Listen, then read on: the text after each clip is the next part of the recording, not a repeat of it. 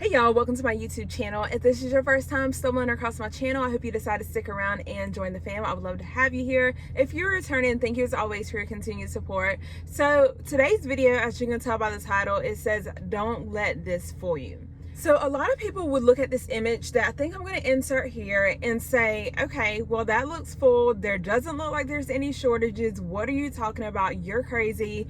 It looks like the shelf is well stocked, right? Okay, fair enough. But has anyone ever stopped and think, how long would this shelf right here take before it's cleared out? If it was, with the mention of one word, and we know what that word is, it's lockdown. It's been something that a lot of people have discussed, including myself. People have different views and opinions when it comes to lockdown, as far as whether we will be locked down again or if we won't be locked down. Certain states will be, certain states won't be. I don't know. We don't know. We're playing it day by day, right? But let's just say that they said, okay, effective Friday at 3 p.m., we're going on a lockdown. What do you guys think would happen to this store shelf right here? Because it's one word that will cause complete pandemonium. Complete pandemonium. I can guarantee you that this picture that I just showed would be cleared out within a matter of minutes, if not seconds, but I'm going to go ahead and give it minutes, just depending. Think about it this way. This is one way that you may want to look at it. Think about the population of your area. Wherever you live, think about how many people live in that area. You know what? For better context, let's take that element away. Let's just use the people that are in your local store parking lot. Let's use a local grocery store, whatever your local grocery store is now. Just drive by there or take a look at it, or think about how many cars or vehicles you saw out in that parking lot the last time you were there. With those people alone, I would be willing to bet money, and I'm a betting person, that they can clear out that store within minutes of, your governor or whoever saying that that y'all were going on lockdown, or there were going to be restrictions in place. That store will be clear out. So just think, it doesn't take a lot of people to clear out a store.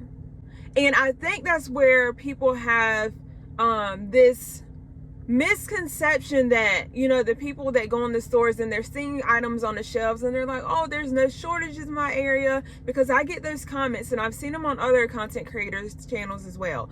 There's no shortages in my area. What are you talking about? You guys are causing like panic buying. You guys are creating like fear mongering and things like that, because I don't see anything. You guys will be the same people that sit up here and run to the store if they're calling for a lockdown. And that's going to be what triggers the store shelves being completely clear. And what I'm telling you is, if you think that it takes thousands and thousands of people to clear a store, you are sadly mistaken. There's no way that everybody in your local community would be able to go to the store and get even a day's worth of complete meals if they were calling for it, if they weren't already prepped. Because it doesn't take that long. I know the grocery stores are huge and everything. Some are bigger than others, but that doesn't mean that it takes forever to be cleared out. And I think, if I'm not mistaken, the average grocery store only has groceries for a couple of days. So put that into perspective too, when you think, oh, I'm walking in my store and because I see my eggs and I see my bread and because I see my fruits and veggies, I'm okay. Or my meat area, it looks full to me. I mean, they might be missing a couple of packs of hot dogs, but it looks full. Think about how fast it would take to clear out, y'all, and that might change how you think and how you feel. Those of us who are going through hurricanes, have been through hurricanes, this is another way to look at it. So I'm trying to give you guys different ways to look at it, because I think sometimes we just have like our blinders on and just have the tendency to look straight ahead of us, not look to the right, not look to the left, and that can be very problematic. So I'm trying to use different examples and scenarios. So let's just say, you have a hurricane coming. You guys know it doesn't take long for those store shelves to be wiped out. Snowstorms. I know, especially for those of us who live in areas that don't get a lot of snow, if they are forecasting snow, let me tell you, they are shutting everything down. You guys know that. If you know, you know. They're shutting down schools. They're icing the roads. People are running to the store, getting bread, eggs, milk, water, you name it, it's going to be sold out. It's going to be hard to come by. And let me tell you, before I started prepping, I was one of those people that used to panic buy. There's no shame in my game. That's why I love that I prep, and I'm happy I started prepping when I did. So I no longer have to do that. That's the point of prepping. You know, you get ahead of the game. You're constantly prepared for anything that might arise. So just look at it that way and just use those scenarios. If you're not convinced that you need to prep, or that we are overreacting, or like fear mongering, or just trying to produce or incite panic, y'all, I promise that's not what we're trying to do. We're just trying to get as many people to open their eyes and just to be more aware of what's going on. I mean, the more people that start, you know, picking up a can of beans or a pack of rice for every visit, that's the less people that have to go into the store and panic buy. So with that being said, I will tell you guys to continue prepping, continue stocking up. You guys who might just have clicked onto my video, I hope that if you have not started preparing and stocking up for your family, I hope that this video maybe helps you, or maybe makes you like just think a little bit more than you did, and maybe this gives you the little push that you need to go out there and start picking up a few things for your family. You guys, I cannot stress how it only takes a couple of dollars to start your prepper pantry journey if you have not started already. And I know times are hard. A lot of people are struggling, trying to make ends meet. I get that. But you have to kind of think about it this way. I have seen and heard people say, well, I can't afford to start, you know, prepping because I don't have the money. But yet they turn around and go grab fast food, or they turn around and go get their nails done, or whatever it is they do.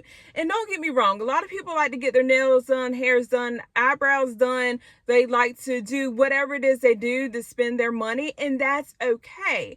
But you have to pick and choose. One thing's more important than the other. You know, it's called priorities. And as an adult, we know we have priorities. Certain things come before other things. And I feel like some people as adults struggle with that. And I'm not here to judge or anything. Don't think I'm judging anybody. I'm just coming on here to simply talk to you guys and explain, and hopefully this reaches, you know, certain people that need to hear this, because I've seen, and I think we all have seen people that, let's just say, they go out and buy an outfit to go out to a function, and then come Monday morning, their lights are getting shut off because they haven't paid the light bill.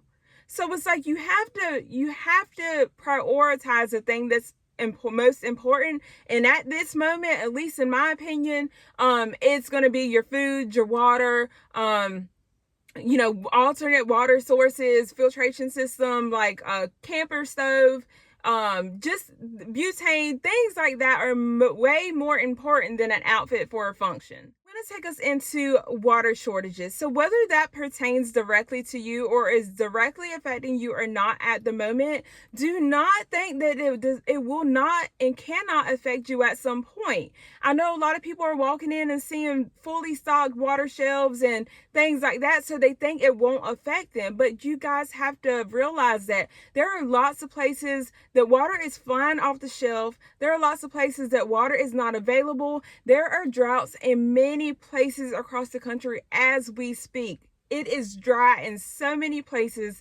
not a drop of water. So you guys, there are water shortages. They are real. They exist. Whether you choose to believe that or you choose to turn a blind eye to it, all I want to tell you guys is just, you know, stock up on water.